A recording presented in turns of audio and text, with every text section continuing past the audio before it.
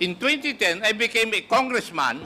In 2016, nandito ako, alam ko na na-involved si Michael Yang. Yes, Mr. Chair. And yet, you tell me na hindi ka man lang nakareceive ng information ng involvement ni Mr. Yang, specifically from 2016 to 2022 dahil takot kayo na maglagay ng report na si Mr. Michael Yang ay involved sa illegal drugs. Why? Kasi alam ninyo na malapit siya kay former President Digong.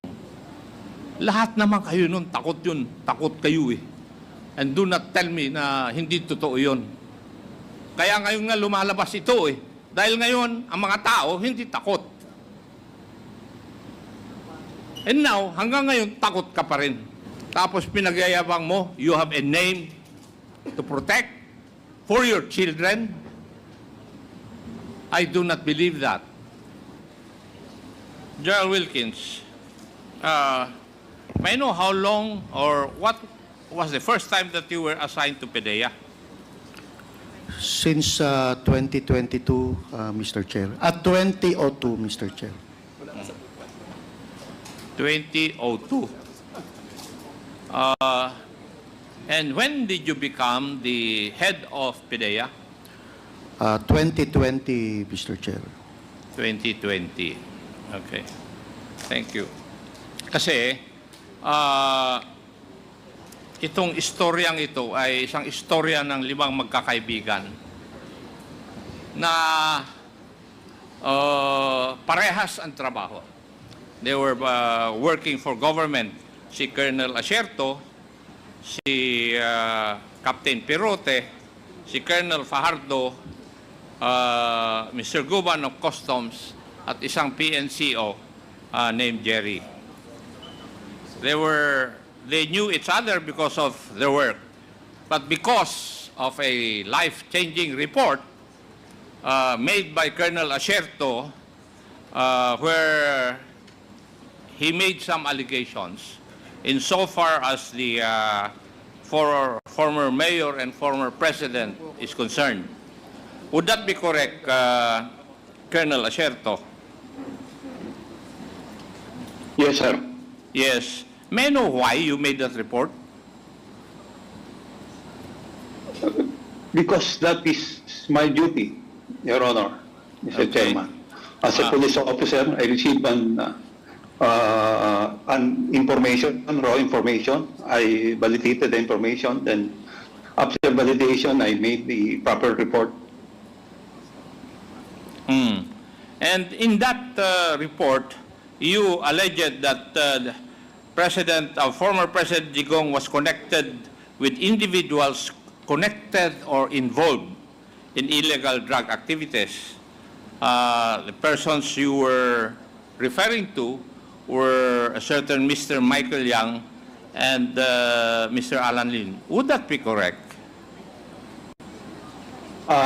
Yes, Your Honor, but on my first report, there is no mention of the name of President Duterte. The name of President Duterte was included on my second report that I submitted to then Chief PNP Oscar Albayalde. Thank you.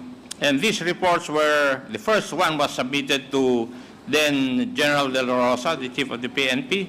And the second report was submitted to General Albayalde, also a former Chief PNP. Tama po. Yes, sir. Tama po, sir. And would it be correct na because of that report, former President Digong's reaction was to publicly condemn you, even calling for your death and for associating him with illegal activities, including the alleged sale of 1,000 plus AK-47s to the New People's Army. Would that be correct?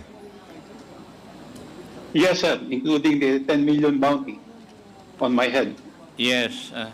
And therefore, would you agree with me that that statement implies a personal vendetta against you for your allegations? Yes, sir.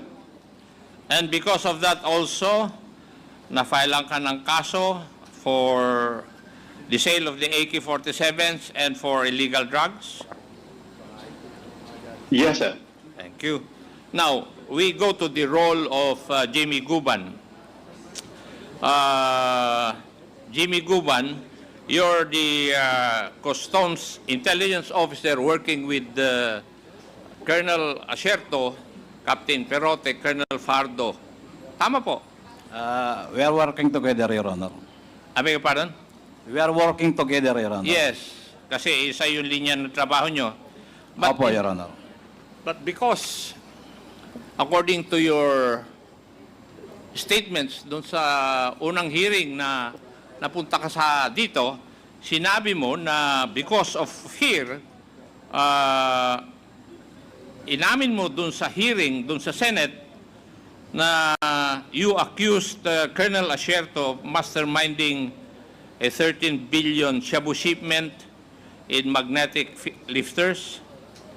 And you testified that Asierto facilitated the shipment but later tipped of authorities to intercept a part of it. Would that be correct? Yes, Your Honor. Yes. And because of this, that controversial report of Colonel Asierto, your colleague, si Captain Perote, a retired investigator, was allegedly killed due to similar reports he filed implicating Mr. Yang and Mr. Lim. Colonel Asierto, would that be correct?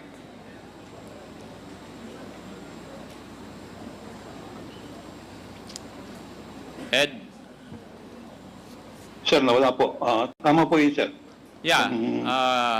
Pinatay si Lito Perote, yung kasamahan ninyo, because of alleged similar reports he filed implicating Mr. Yang and Mr. Lim? Would that be correct? Yes, sir. Siya po yung... Now, I do not know if this is violated. There were reports that the skeletal remains of Perote were discovered inside a drum in 2019. Allegedly, a DNA was conducted, but the results were never released. Were you knowledgeable about this? No, sir. No. No, sir. Hindi ko po alam, sir. Okay. Pero may report na ganon. Now, Colonel Asierto, you joined the anti-illegal drug task force of the PNP in 2003. Tama po? Yes, sir. Yes. And this task force was made because wala na yung NARCOM. Because of the Yes, PNP sir. law passed in 1990. Tama? Yes, sir. Yes, sir. Tama po, sir. Yes. And you stayed with this task force up to 2017. Actually, sir, was relieved 2012. Then I returned on sa 2017, sir. Yes. As the Deputy for Administration. Yes, sir. Yes. Unfortunately, in 2016, the former mayor of Davao became the president. Yes, sir.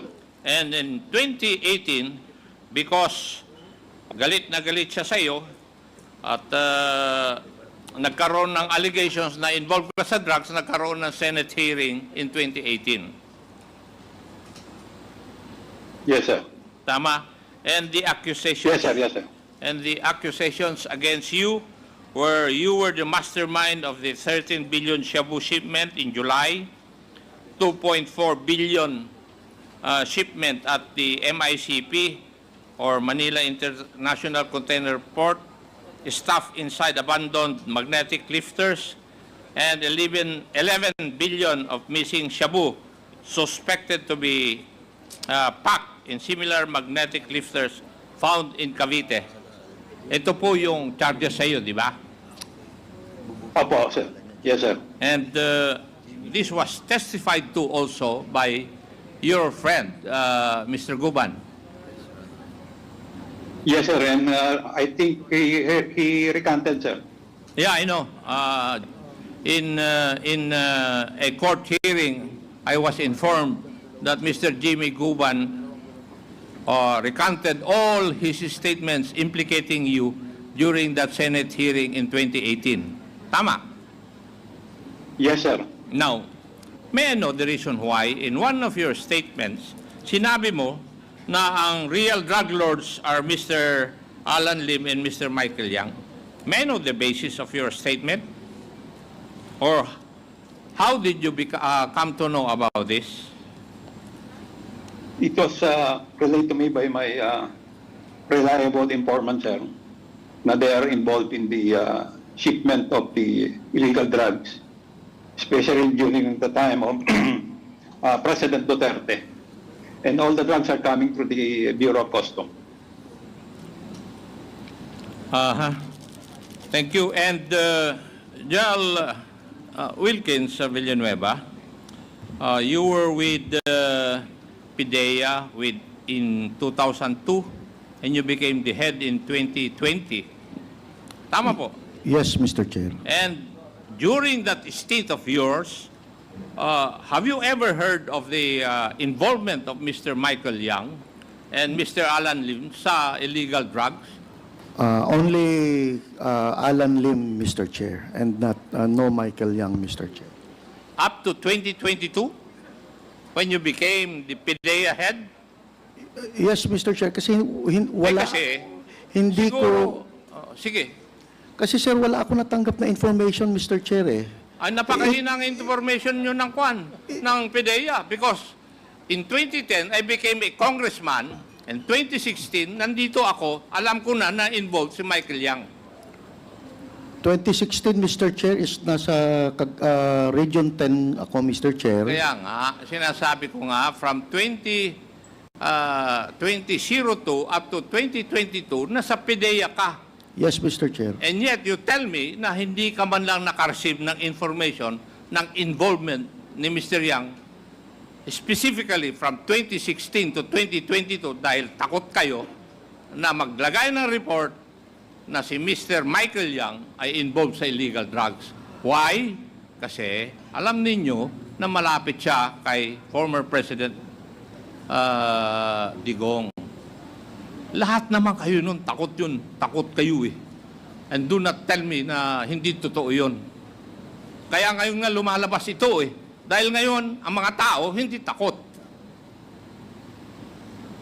And now, hanggang ngayon, takot ka pa rin.